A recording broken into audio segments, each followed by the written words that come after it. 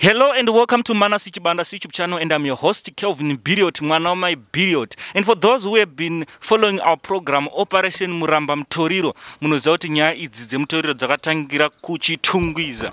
Anga arima wambi murambi vaiona video vaiziva kuti aiwa changa chakatochaya. Saka program iyi iramba ichienderera mberi. Saka zuva ranhasi tadecida kunoona Sekuru Mhofu kuti vatiudzewo kuti nyaya dzemadrugs inyaya dziri spiritual here. Pane mweya yakashata here inenge ichikonzeresa kuti munhu atore madrugs. The reason why tanyatsokuya kunokuya zona Sekuru Mhofu is that kuti nyaya dzebute futi pachivanhu kune vanoputa bute. Kozoita mazuva ano mageto youth akuputa maglue, mutoriro, something like that. Sasa tayazodzidza toda kuziva kuti zvinhu izvi zvakabatana here. Traditional means can be used to help a client. If you are a social worker and you are watching this video, can you tell us kuti is it true zvandikutaura panapa kuti traditional means can also be used or applied to a client kana mamwe masolutions amunenge maoffer aramba? Nokuti tauya kuzodzidza, but problem iripo manje ndeyekuti patazona Sekuru Mhofu atiuziva kuti tinopuwa mukana wekutaura nawo here, nekuti haungosvike uchingoti Sekuru Mhofu chauya, unosvikawo nemachannels anenge akataurwa. But zuva ranhasi taona kuti process yacho yati kurei and hapana ataura naSekuru Mhofu. Saka tinoshuwirwa kuti tione mukana wekutaura naSekuru Mhofu tibvunze kuti nyaya dzemadrugs idzi, nyaya dzemutoriro dzingave dziri nyaya dzemweya tsvina here, zvinhu zviri spiritual here. Regai tizvionere. Sekuru Mhofu, tinokutendai nemukana wamatipa wekuti tikwanise kutaura nemi zuva ranhasi. Kwazwai.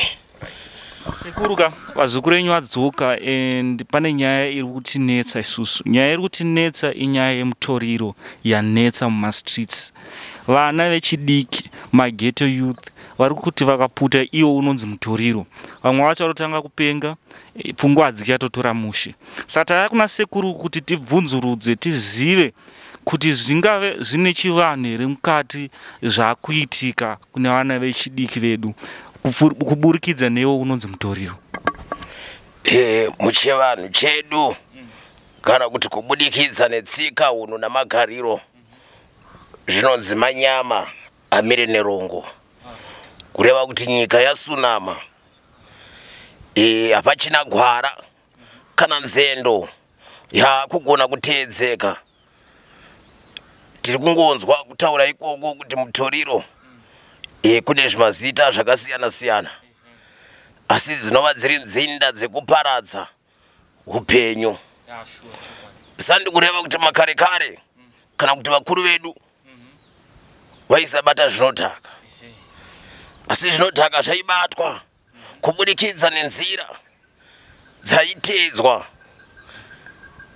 Kusaka kwaitaurwa achinzi nhimbe yaiva mitambo yekuti vapenyu vaigona kunoungana ipapo, kobikwa doro raibikwa ikoko, ingava kanonzi ka 7 days, vamwe vaikati kachaso, chimwe chichinzi chi1 day. Dzaiva nzendo dzokufadza nyama nemweya, kazhinji zvichiitwa paine mitambo yaigona kunge ichiteedzwa yetsika dzedu. Asi iye zvino taakunzwa kuti kunyange mwana havachina fundo, havachagone kuteedza nzendo, asi akungoti zvakamuremera kana kuti akabata kanga vakadhora kamwe chete. Saka tingati zvine chivanhu mukati mukuongorora nemitsvakiridzo dzedu itori mhepo kugarwa ndoringatodanwa kunzi ndo dhimoni remachokwadi iroro, nokuti zvine chekuita nemweya yetsvina, nokuti anenge abatwa munhu iyeye mukuda mukutaura naye amugone kunzwanana, nokuti anenge achitokupikisa. Iwewe ndounenge uchitoonekwa sewakadhakwa, asi ari ndiye mudhakwi. Saka idhimoni itori mweya yetsvina inogara. Sekuru, pane chinhu chanyanya kuti tiuye kuzokuonai munhu anotanga kuputa mutoriro hakwanisi kuusiya zvekukurumbidza. Akaushaya isidza anotanga kudedera, oro anenge asitori munhu ari normal, asi akauputa anota zvinani. The reason why tanyatsokuuya kunoku is that when it comes to traditional healing pane chinonzi bute. Heka iri regere munhekwe yakabata. Exactly. Sekuru pabute kana ndisingakanganise pane vanoti vakariputa vakatanga kuriputa havakwanise kurisiya nenzendo dzavo dzavanenge vachida kusiya nadzo. Handisi kunyepa ndini. Zvazvinoita panhaurwa yebute iyi. Haringoputwe nemunhu wose wose kurifarira kuti ndiri kuda kuputa bute. Asi kazhinji vanoriputa vanenge vaine kugarwa. Kana kuti panenge pane zviri paari zviri kumutendera kana kuti zviri kupa kuti adini apute bute iro riri ndo rinomutendera kuti zvidini zvidaro richimutuma kuti azenge achiriputa. Saka haringoputwe nokuti bute mushonga pachezvawo nokuti rinorapa zvakawanda wanda kunyange vane mamhepo munyama vanorishandisa kurigeza. Saka rinofumura kunyange ukasvika pane munhu akaipa uinaro rinofumura kuti uipi hwake ushaye simba pauri. Saka bute iri kune umwe anongoriputirawo kunakidzwa kwete umwe anotogarwa zvakare kuva addicted zvauri kutaura izvozvo zvekuti haadi kurisiya. Akasariputa anogona kutemwa nemusoro. Paanongosiya chete paanongoriputa musoro uya unobva wanyarara. Saka inini ndanchida kuziva ngatitangire kubute irori. Kuna vaya vanotanga kutemwa nemusoro vachida kurisiya vakauya kamuri mimi vangabatsirike here kurisiya iro bute racho? Kazhinji unogona kuriputa usitombori munhu wechivanhu asi pane zviri pauri zviri kukutuma kuti upute zvinenge zvida kunzi zvigadziriswe kana kunzi zvitembedzwe zviitwe. Saka ukauya ukuno ndo paunogona kuvhenekwa woudzwa kuti zviro zviri pauri ndozvo here zviri kutendera kuti upute kana kuti kudawo kwenyama yako. Ngatidzokere kumutoriro manje.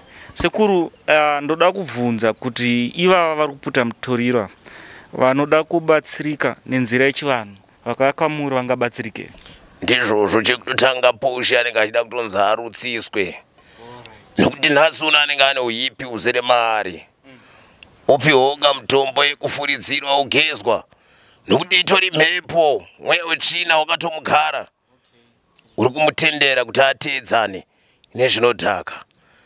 Nokuti kudhakwa kune madhakwiro anoitwa. Kune vamwe vanhu vanogona kutorarama navo vachidhakwa asi haugone kuzviona kuburikidza nekuteedza nzendo nekuziva chinangwa chekudhakwa kuti ari kudhakwirei. Sekuru, vanhu vari kutora mutoriro vari kuti the reason why they're taking these drugs is because kuti vakuti hakuna mabasa. Saka ndisingazivi kuti vakauya kwamuri mimi makavabatsira nenzira yamukutaura nezvayo mungakwanisa kuzovaitira zvimwe here zvokuti vasadzokere futi kunoita mutoriro iyoyo panyaya yekuenderana nenyaya yemabasa iyoyi? Mabasa akagara achinetsa kubva kare. Makare kare vakanga varipo vaitoshayawo mabasa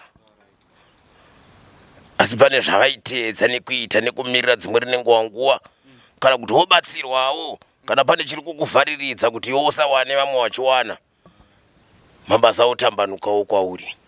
Muri eZimbabwe mukuzvinzwira pamhino sefodya kune avo vanga vasingazive Sekuru Mhofu. Sekuru Mhofu mukwanise kuvaudza zvinhu zvamunokwanisa kubatsira vanhu zvinovanetsa zvamungati vakauya kwamuri imi munokwanisa kuvabatsira? Tine mabasa mazhinji atinoita kubudikidza nenzendo dzedu dzechivanhu. Tinobatsira matambudziko akati wandei iwe mabasa manga muchataura. Kune nhaurwa dzembereko vanhu vagara mudzimba umu mbereko dziri kunetsa tinobatsira zvakare kugezwa jambwa munyama rushawashawa. Kune vari kungoenda kwawafamba woudzwa kunzi une manjuzu ari pauri. Isu tiri kuti kana une manjuzu pane zvinotembedzwa zvoitwa manjuzu aya obuda otaura. Saka izvozvo zvakare tinogadzira midzimu kutsipinura zvakatsipikwa gwezvo. Kune zvakawandisa kureva manake machena atinogadzira kuti ateerane nevanhu. Runyoka rukawu kune matambudziko kudzosa vadiwa vakaenda. ndezvimwe zvezvinhu zvatinogadzira.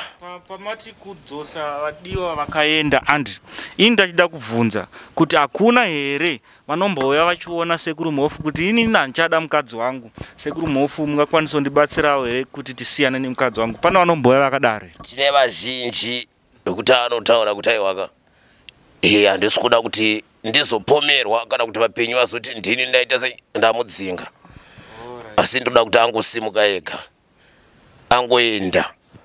Kune mishonga yakadaro yemharadzi yekuti vanhu vanongosiyana uyo ongoenda kuchitoparadzana.